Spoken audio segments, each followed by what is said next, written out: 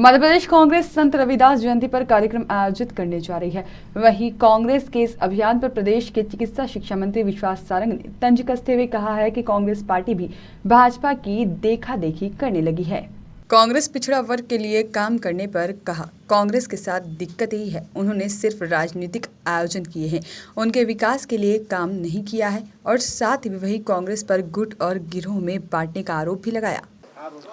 हमारी सरकार और हमारी पार्टी हर समय उन महापुरुषों, उन संतों के प्रति कृतज्ञता ज्ञापित करती है जिन्होंने समाज में एक रूपता का संदेश दिया। चाहे भगवान रविदास हो, चाहे भगवान वाल्मीकि हो, चाहे भगवान बिरसा मुंडा हो, टंटिया भील हो, या ऐसे पूरी श्रृंखला है।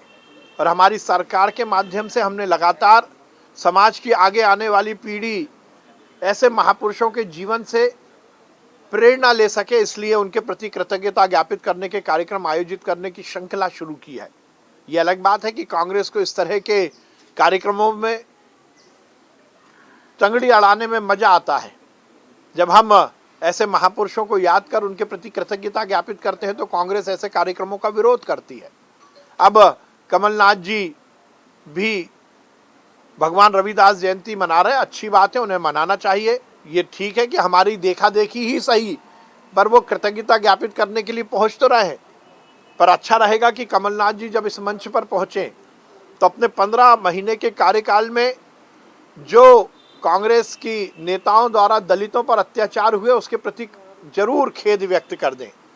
मुझे अच्छा लगेगा कमलनाथ जी इस बात के लिए जरूर खेद व्यक्त करें कि यदि मध्य प्रदेश में वो 15 महीने मुख्यमंत्री रहे तो दलित समाज को उन्होंने संरक्षण नहीं दिया।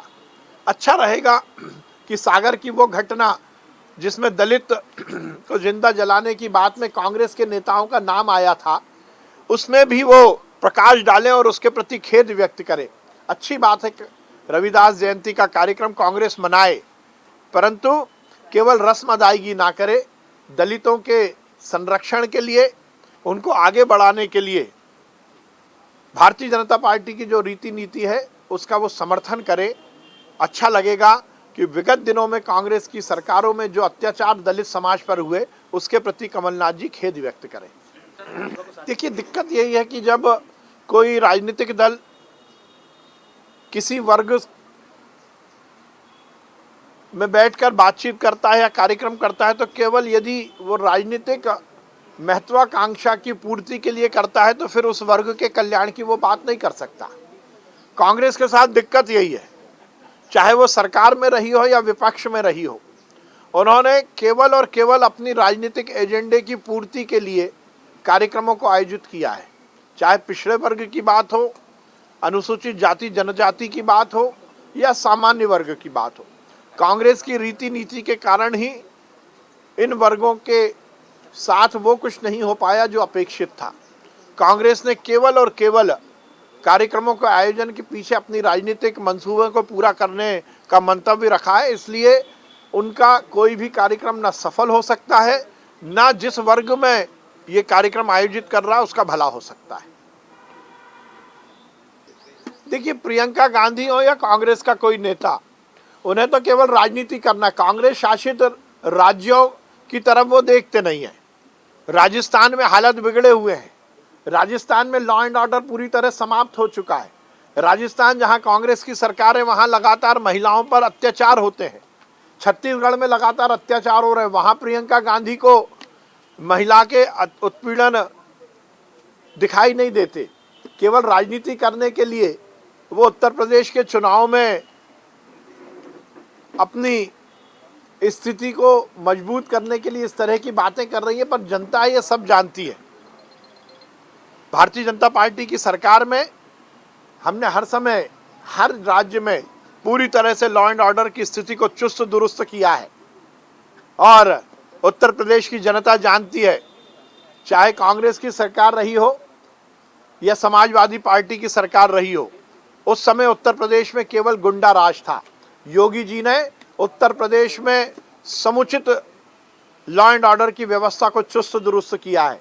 आज उत्तर प्रदेश में गुंडे जेलों के पीछे हैं, भारतीय जनता पार्टी की सरकार में, योगी जी की सरकार में उत्तर प्रदेश में राम राज्य स्थापित हुआ है।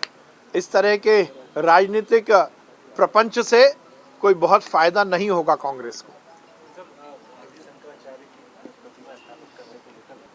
इसका मतलब सीधा सीधा वो परम पूज्य शंकराचार्य जी का अपमान कर रहे हैं कांग्रेस के नेता। और कांग्रेस की आदत है, हिंदू धर्म का वो मजाक भी उड़ाते हैं, हिंदू देवी देवताओं का मजाक उड़ाते हैं और हर समय हिंदुओं का वो विरोध करते हैं। आदि शंकराचार्य जी ने इस देश की एकता अखंडता के लिए, इस देश को एक सूत्र में पिरोने के लिए जिस प्रकार से हर समाज, हर वर्ग को एक करते हुए इस देश में एक रूपता स्थापित की, उसका यदि कांग्रेस विरोध करती है तो यह आश्चर्यजनक है।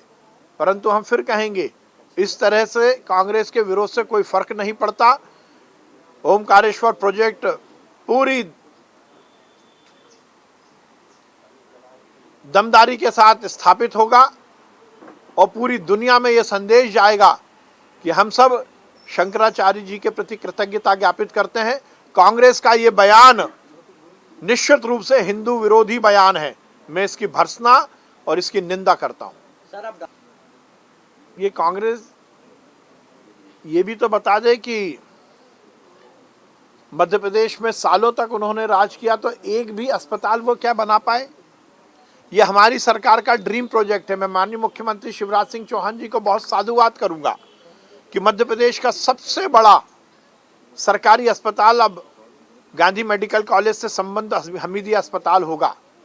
बीच में क्योंकि कोरोना के 2 साल तेजी से कोरोना आया तो उस बिल्डिंग में, जो नई बिल्डिंग बनी, उसमें हमने कोरोना के पेशेंट्स को भर्ती किया था। हमने 600 बिस्तर का उन्हीं बिल्डिंगों में आईसीयू शुरू किया था। तो कोरोना की महामारी के कारण प्रोजेक्ट जरूर डिले हुआ है, परंतु मुझे बड़ा आश्चर्य है कि कांग्रेस के नेता इतने अच्छे प्रोजेक्ट की भी बुराई कर रहे हैं। बल्कि उन्हें तो हमें साधुवाद और धन्यवाद देना चाहिए कि हम भोपाल और मध्य प्रदेश की जनता को स्वास्थ्य सेवाओं में बड़ी उपलब्धि दे रहे हैं। देखिए, गिरोह कांग्रेस की सबसे बड़ी खूबी यही है कि वो गिट और गिरोह में बटी हुई है। घर घर दस्तक अभियान होता है तो कमलनाथ जी अकेले निकल लेते हैं गाड़ी में बैठकर। गाड़ी से उतरने की फुर्सत नहीं है कमलनाथ जी को, और बाकी कांग्रेस के नेताओं को अपने घर से बाहर निकलने की फुर्सत नहीं है। बूथ मजबूत करने का कार्यक्रम होता है तो अपनी ढपली, अपना राग कमलनाथ जी बयान दे देते हैं, कोई कार्यकर्ता बूथ पर पहुंचता नहीं है। उत्तर प्रदेश हो, उत्तराखंड हो, जहां जहां कांग्रेस के में, जहां जहां राज्यों में चुनाव हो रहे हैं वहां भी कांग्रेस बिखरी बिखरी सी है। मध्य प्रदेश हो या बाकी राज्य जहां पर कांग्रेस के पास ना नेता है और ना ही किसी तरह के कार्यक्रम है, वहां भी कांग्रेस की हालत खराब है। तो मैं पहले भी कह चुका हूं कि कांग्रेस पूरी तरह से गॉन केस है। उसके बारे में बातचीत करना, उसके बारे में विचार करना समय बर्बादी करना है। चाहे राहुल हो, चाहे प्रियंका हो या सोनिया गांधी हो, वो तो राजीव गांधी फाउंडेशन के पैसे से ऐशो आराम करके अपने जीवन को जीना चाहते हैं। ना राजनीतिक दल चलाने की उनकी मंशा है, ना जनता की सेवा करने की उनकी मंशा है। खैर, मध्य प्रदेश के लिए भोपाल से उमेश यादव की रिपोर्ट।